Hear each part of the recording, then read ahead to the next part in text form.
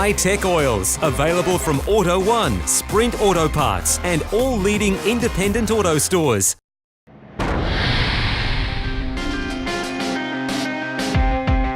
After carving out a successful run in production car racing, Brisbane's Jake Camilleri is now doing the same in the Australian GT Trophy Series for Marc Cars Australia. On the back of giving the Queensland-based manufacturer its first outright win at Winton, Camilleri is confident on keeping the winning feeling going in what is the penultimate round of the season. We had an awesome start to the season at Sandown. Winton was good, getting the first Marc Car ever win for Marc Cars. I suppose I've come to the GT Trophy. We've done a lot of stuff with overseas with Marc Cars, with endurance racing, and it brought us towards coming back to running over here with it was able to get us in with the GT cars, running the Marc Cars. So yeah, that's where it sort of started from. The Marc Car is a purpose-built race car. It's got a 5-litre V8, transaxle rear end, so it's just purposely built for, they were built for overseas, endurance racing. So they're just a top little thing to drive. They're a proper race car, and they're just unreal. We have so much fun driving them. Very drivable, and and get a lot of pace out of the car. It's great. Always being an overseas car. It's great to be back on home turf and being able to show what these cars have been built for. So I think there's about 7 here in Australia now, and I think there's another 4 overseas running. So yeah, they're starting to get a fair old stable of Marc Cars, and you can ask all the guys up there, everyone loves them. They're so much fun to drive, and yeah, top little package. On the verge of claiming the Marc Cars Australia Class Championship, Jake Camilleri, should he have a couple of good races this weekend in the Australian GT Trophy Series presented by our good friends at Pirelli Tyres. It's going to be a very interesting weekend of racing at a track where the Marc Cars Australia entries should be very, very strong. The glitz and glamour of GT racing, and my co-commentator Renato Liberto is more than familiar with that. You love these cars. Absolutely love it. And as you mentioned, the Marc Cars, over half the field this weekend as a Marc car. I'd expect they're going to be quick here, but also things like the Audis and Ferraris that are in this grid as well should be able to really take the challenge up to the Marcs this weekend. There are the points in all the various classes, some of them still up for grabs. We should mention Greg Taylor, who's been doing a very nice job so far this season in his Audi R8.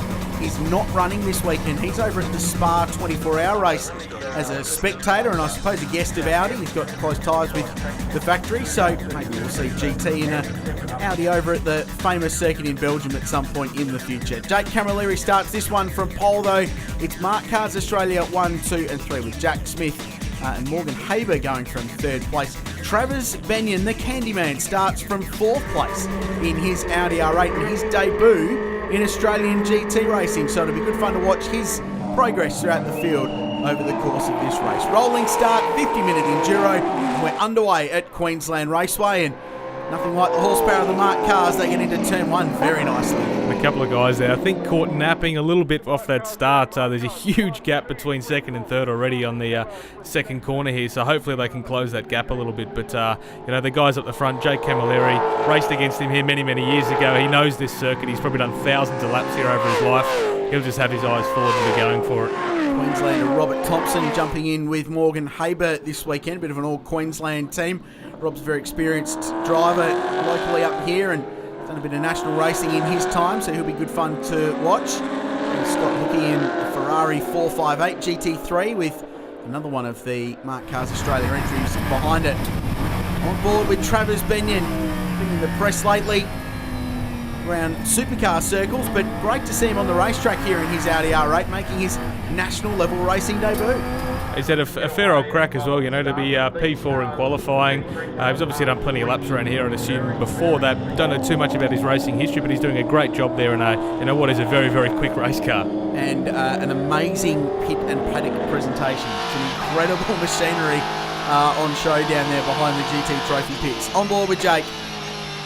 Brisbane car dealer, hugely successful business that the family's run for some time, Grand Prix Mazda. It's a V8 powered Mazda this one, but Jake's still driving it well. Multiple Australian production car champion. And they're 1 and 2. It's a great scrap for the lead with Jack Smith leading the way. And then we go back to this second scrap on board with Keith Kasuki. Good run out of turn 2, and should send it down the inside and grab that spot. It's actually, we spoke about the bumps earlier on. It's a less bumpy part of the track, but it is obviously harder. You see there Keith having to push wide to get the power down. So to get the overtake done like Keith's done there is actually quite a hard job at turn 3. He did make it look very easy though. Keith raced here last weekend in his Touring Car Masters car, made a return to that category after 12 months out of the seat and ended up in the top 5. So just a terrific story and great to see him back on the racetracks of Australia. Here's the start. Very well judged by Smith, that rolling start. Just got the jump over Jake and was able to pull across into turn 1. And rolling start for these cars as well. Being a GT-based formula, they tend to have the 80 kilometres an hour. Race control usually gives you a dictation of 2 or 3 car lengths from the car in front, and when the lights go out, away you go. And some drivers just manage to get that jump that little bit better. There are a couple of tricks of the trade. I'm not going to, reveal to everybody on the TV right now, but there are a couple of really good ways you can prime a car ready for that initial jump. Do you enjoy a rolling start compared to a standing start? Look, I do. It's a great way of, obviously keeping the cars all fair into that first corner. It means that the first corner of the first lap is where it all really happens. It is difficult though with the GT cars, with the huge aero packages they've got now. I remember being blinded by Clark Quinn's rear wing of his Porsche a couple of years ago. I literally couldn't see the starting lights because of his rear wing. But everybody's in the same boat with that situation. So, and of course easier on the drive line of these cars, some of them with semi-automatic basically gearboxes, very difficult to get off the line from a standing start. There's some cracking battles going on throughout this field. Just saw the fight for the lead with Camilleri applying all sorts of pressure to our race leader, and this is a Ferrari under pressure from a Ford Focus, and there's not too many series in the world where you could say that, but it's part of the appeal of these Marc Cars Australia entries that they can mix it with cars that on paper perhaps should be faster, but they're very, very good race cars. And Scott Hookie's under some serious pressure here, and he's going to get overtaken as well. He's left the door open a little bit too wide there for the Marc Focus to get up the inside. That Ferrari Challenge, Evo they refer to, is effectively a road car underneath. You'd be amazed at how close that car actually is to a road car. Still running carbon ceramic brakes in there. And then the Evo package is a wing kit and some stiffer springs in the car to make it a fraction faster. But as you can see there, the Marc Focus is a very, very quick race car as well. Camilleri down the inside at turn 3. So you're saying it looks like a GT3 car, but doesn't quite have the GT3 performance, basically. 2.5, 3 seconds a lap you roughly see in most Australian tracks. Places like Bathurst, it's a weapon down the back straight. It's a slipperier car with more power. It's really quick there, but over the top it loses quite a bit of time as well. This is a great fight for the lead. Camilleri doing everything he can to work his way forward, but Smith not driving overly defensively, just covering that line on the inside at turn 3. But outside of that, this is just good racing. It was a little bit wide on entry there, and Camilleri was able to get up the inside. And they ran side by side on the run down to 4, but this is a good scrap. And what you tend to find as well, this is a 50-minute race, so whilst it's not ages in terms of the tyre's life, this track doesn't let the tyre recover very quick. You're constantly turning right. There's a couple of left-handers in between, but you're still working the tyre. Oh, Trevor's off the road, turn 1. Gee, it's a quick corner.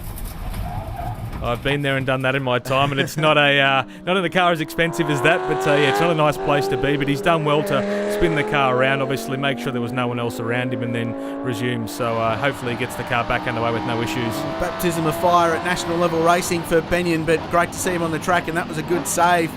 He'll continue on. Rob Smith, who's had a pretty good season so far in his Audi R8 LMS, is on the charge. Here is the number 37 car. We actually spoke about the Ferrari Challenge before. Rob started his career in GT racing with a Ferrari Challenge Evo. Had a pretty nasty accident up at the Bathurst Easter event a couple of years ago, and has really found his feet now with the MPC team in Audi. And he's diving into pit lane. So there are compulsory pit stops in this race, much like there are in the Australian GT Championship and the GT Endurance Championships. So there's a nominated time that you need to be stationary for in pit lane, and that often shuffles the field up as this fight for the lead continues. Now talk us through this. Yeah, you can see that bump on the way in has unsettled the front of the car. Now these are an aero car. They've got a big front splitter and a big rear wing, and that bump you could see, he's come in a little bit early, hit the bump, would have lost a lot of front downforce straight away, and then just understeer, just skipping across the track.